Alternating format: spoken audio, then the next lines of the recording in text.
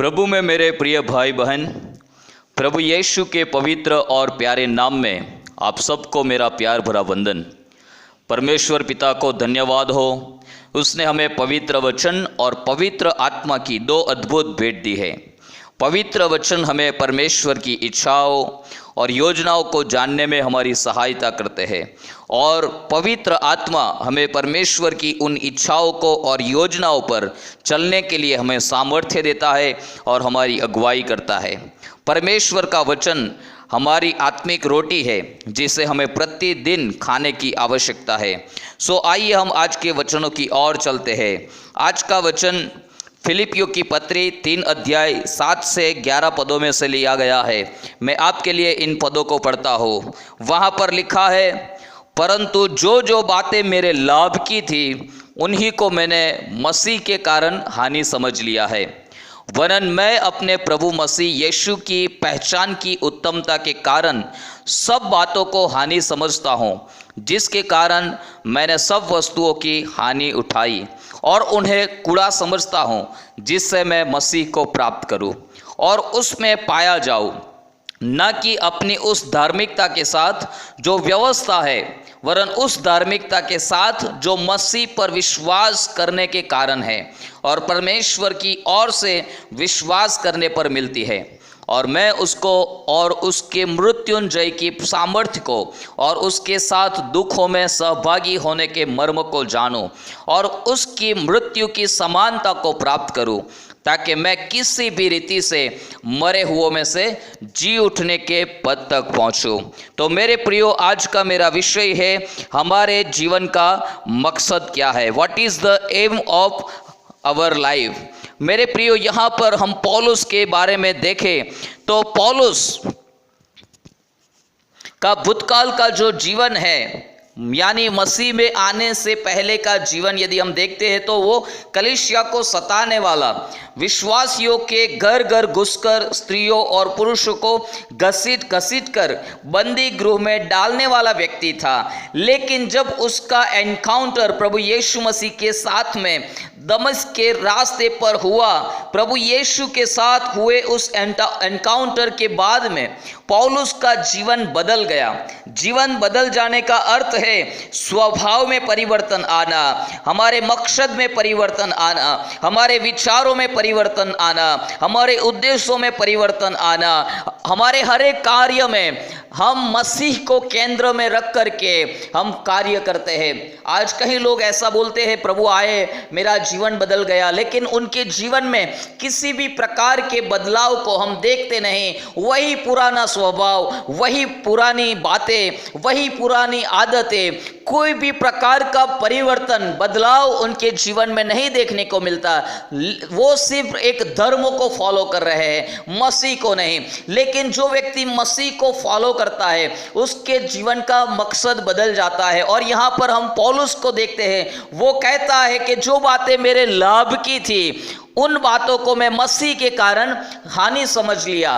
अर्थात के पौलुस को जिन बातों से लाभ हो सकता था, जो बातें उसके लाभ की थी, जिससे उसको आदर या सम्मान प्राप्त हो सकता था, जिससे वो अपने फायदे की बातें कर सकता था, वो सारी बातों को आप 3 अध्याय शुरू से पढ़ेंगे तो ये सारी बातें वहाँ पर वो एक यादी लिखता है कि देह में अभिमान करने का कारण मुझे भी है, लेकिन जो चीज़ें मेरे लाभ की थी उसको मैंने हानि या तो कूड़े के समान गिन दिया है। मेरे प्रियो, सबसे पहले जब हम प्रभु में आते हैं, हमारा जीवन परिवर्तित होता है, बदलाव होता है, तो हम उन सारी चीज़ों को हमारे जीवन से दूर करेंगे जो शायद हमको टेम्पररी जॉय, क्षण पल भर के लिए हमें आनंद दे सकती थी, पल भर के लिए हमें खुशियां दे सकती थी, लेकिन वो बातों को हम मसीह के लिए, उसकी महिमा के लिए हमारे जीवन से दूर करेंगे। और दूसरी बात है, हमारे जीवन का उद्देश्य, हमारे जीवन का मकसद बदल जाएगा।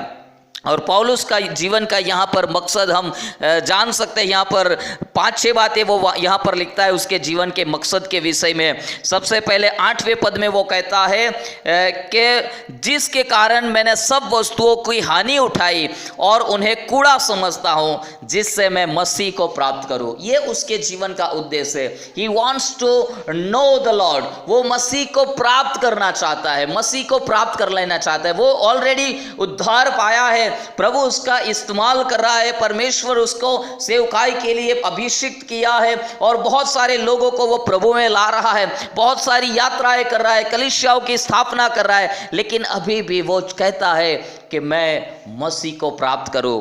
यहाँ पर कई लोग थोड़ी सेवा करने के बाद में, थोड़ा चमत्कार का अनुभव करने के बाद में समझ लेते हैं कि अब हम मसीह में हो गए, हम सेटिस्फाई हो जाते हैं। लेकिन पौलुस यहाँ पर सेटिस्फाई नहीं है, वो और भी मसीह में बढ़ना चाहता है, वो और भी मसीह को प्राप्त करना चाहता है।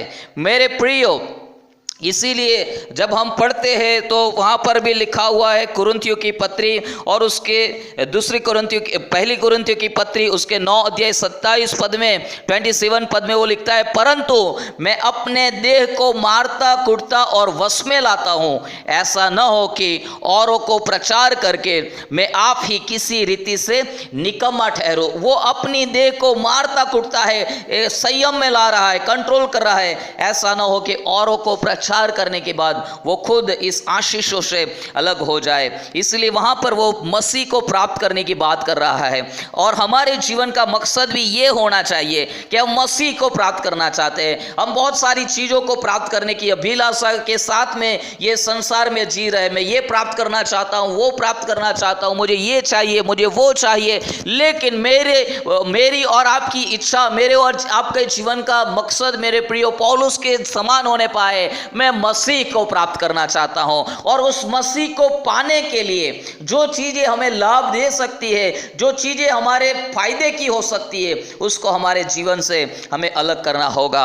और वहां पर दूसरी बात वो लिखता है, 9 पद में लिखा हुआ है कि वो विश्वास से जो धार्मिकता है उसको प्राप्त करना चाहता है। विश्वास से जो धार्मिकता है वो उसके जीवन का मकसद है कि वो विश्वास से जो धार्मिकता है उसको प्राप्त करे। और 10वीं जो पद है वहां पर 3 उद्देश्य को लिखा हुआ है, वो 4 बातों को वहां पर लिखा हुआ है। सबसे पहले कहता है और मैं उसको यानी कि मसीह को, दूसरी बात लिखता है उसके मृत्युंजय की सामर्थ्य को, तीसरी बात लिखता है उसके साथ दुखों में सहभागी होने के मर्म को जानो, और चौथी बात लिखता है और उसकी मृत्यु की समानता को प्राप्त करो। ये उसके जीवन का मकसद है।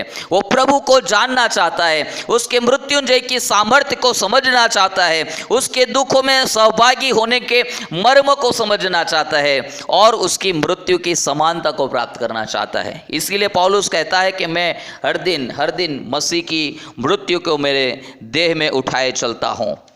पौलुस का जो लक्ष्य था वो बिल्कुल इस पृथ्वी का नहीं था, वो बहुत ही ऊपर का सोचने वाला व्यक्ति था। एक समय ऐसा था कि उसके जीवन में केवल संसार की बातें थी, केवल ये संसार की बातों, मान और सम्मान और आदर की बातें वो सोचता था।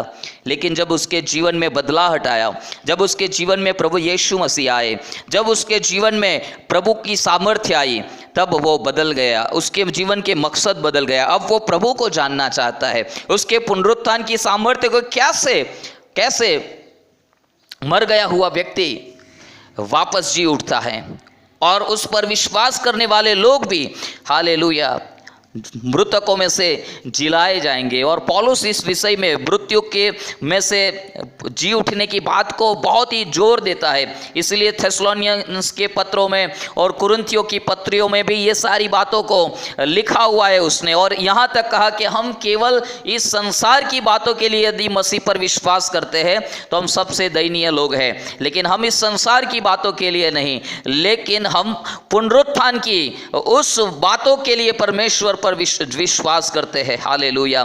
और 11 पद में लिखा है ताकि मैं किसी भी रीति से मरे हुओं में से जी उठने के पद तक पहुंचूं। ये है उसके जीवन का मकसद, किसी भी रीति से मरे हुओं में से जी उठने के पद तक पहुंचूं, यानी कि मृतकों में से जी उठाने की बात है यहाँ पर। मेरे प्रियो, प्रभु यीशु मसीह बहुत जल्द अपनी कलीसिया को लेने आने वाले हैं, लेकिन प्रभु यीशु जब आएंगे तुरही ही फूंकी जाएगी। प्रभु यीशु मसीह अपने दूसरे आगमन के पहले भाग में केवल बादलों तक आएंगे और जब तुरही ही फूंकी जाएगी तब जो लोग मरे हुए हैं, मसीह में मरे हुए हैं, वो जी उठेंगे और जो लोग ऑलरेडी जिंदा है उनके शरीरों का परिवर्तन होगा, बदलाव होगा और हम सब मिलने के लिए, यीशु को मिलने के लिए बादलों में चले जाएंगे। लेकिन केवल वो लोग जी उठेंगे, केवल वो लोग उस पुनरुत्थान को पहुंच पाएंगे जो जिसने मसीह को प्राप्त किया है, जो मसीह के लिए जिए हैं, जिसने मसीह की महिमा के लिए अपने जीवन को जिया है, जिसने उद्धार पाया है, उद्धार की आशीष को अपने जीवन में प्राप्त कर लिया है। केवल नामधारी मसीह जीवन जीने वाले लोगों के लिए, परमेश्वर के वचन को जानने के बाद में भी मूर्ति पूजा में और अन्य चीज़ों का सहारा लेने वाले लोग है ना, ये उद्धार तक, ये पुनरुत्थान की बात तक, मरे हुए में से जी उठने के पद तक कभी नहीं पहुंच पाएंगे। पौलुस का जीवन का मकसद ये है कि मैं उस जगह पर पहुंचना चाहता हूं। मैं प्रार्थना करता हूं कि मेरे जीवन का और आपके जीवन का मकसद भी पौलुस के मकसद के समान हो जाए। Somehow we want to reach to the resurrection। कैसे भी करके हम उस पुनरुत्थान को पहुंचना चाहता है। क्यों पुनरुत्थान में पहुंचना है? ताकि हम हमेशा के लिए यीशु के साथ रह पाए, हमेशा के लिए हम उसके साथ में रहकर उसकी आराधना कर पाए, उसकी महिमा कर पाए। प्रियो, ये वचनों को समझने के लिए परमेश्वर आपकी सहाय और मदद करे और आपके जीवन का मकसद भी हालेलुया प्रभु की इच्छा के अनुसार होने पाए। अब लॉकडाउन के 50 दिन तो हो गए हैं, इससे भी बढ़ रहे हैं, लेकिन परमेश्वर ये दिनों में आपके जीवन को बदलने पाए।